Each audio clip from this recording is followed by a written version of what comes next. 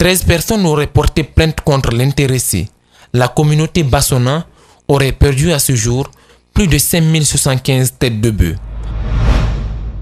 Les occupants du quartier Kapororaï sont sommés de quitter les lieux dans un intervalle de 10 jours. C'est un avertissement du ministère en charge de l'habitat qui, lors d'une opération de visite de terrain ce samedi, a donné le temps aux ouvriers qui travaillent sur les lieux de libérer. Depuis cette annonce, l'inquiétude s'accroît d'heure en heure chez les citoyens qui ne savent plus à quel sens se vouer. Suivez leur témoignage avec Mohamed Valek Touré et Karne Sadouba.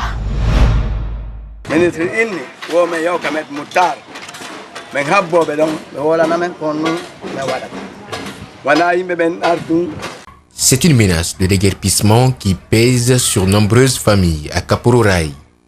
Les occupants de ce site situé entre l'ambassade des États-Unis et la RTG sont sommés de quitter les lieux. On a eu des polices, des gendarmes, des journalistes ici pour dire que de quitter.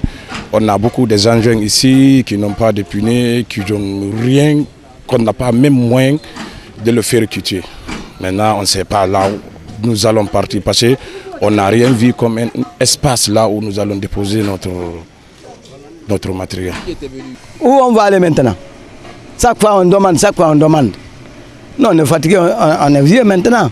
Notre enfants, regardez les petits enfants qui sont arrêtés. Même pas à l'école. Quand l'enfant sort, regardez. Hein? Tout ça là. Où on va envoyer les petits enfants là maintenant? Depuis l'annonce, l'inquiétude est totale à Kapororaï chez ces ouvriers qui occupent ces places depuis des décennies.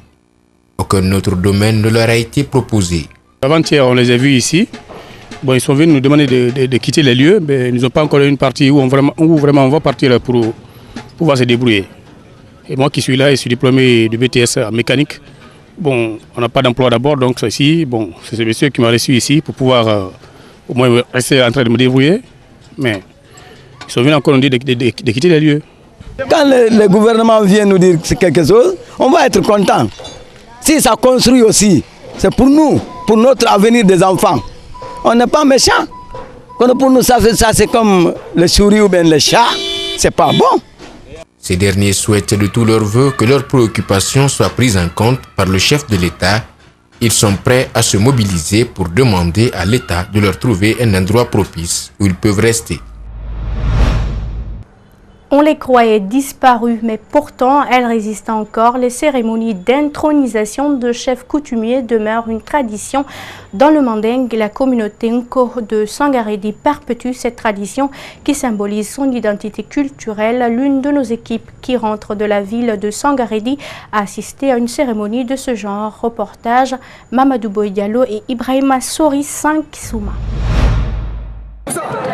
Vêtu dans un grand boubou, un chapeau de paille sur la tête, un sabre accroché au bras et une canne pour se tenir debout, voici des symboles de l'intronisation de chefs coutumiers dans le Mandingue.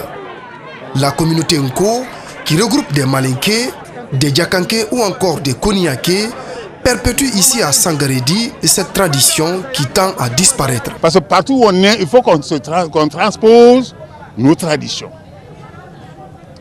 Nous ne devons pas nous désolidariser, c'est ce qui fait le mal de l'Afrique aujourd'hui. Nous ne le connaissons plus. Nous n'avons plus notre identité culturelle. Donc il faut que nous donnons un sens à la vie de nos enfants, qui savent comment nous sommes, ce que nous sommes, et que chacun se connaisse. Parce que quand quelqu'un ne se connaît pas, ce n'est plus la peine. Après le Sotikemo, vient Ansoumane Kandé, investi doyen de la communauté mandingue de Sangaredi. Ces chefs coutumiers jouent un grand rôle pour l'harmonie dans la société. S'il y a des problèmes conflictuels, d'abord, on va chercher la solution à la base, parce que nous sommes par échelon. D'abord, il y a la jeunesse à la base, ensuite, il y a les hommes, ensuite viennent le bureau des sages, et ensuite vient le Sotikemo. Donc, c'est échelonné. Est-ce que vous comprenez? Tout problème qui doit venir sur le Sotikemo doit être un problème très, très, très sérieux. Et lorsque maintenant, il prend une décision, cette décision est irrévocable. L'intronisation de chefs coutumiers fait partie des traditions dans le Mandingue. Une tradition qui doit être préservée au fil du temps, car symbolisant l'identité de la culture africaine.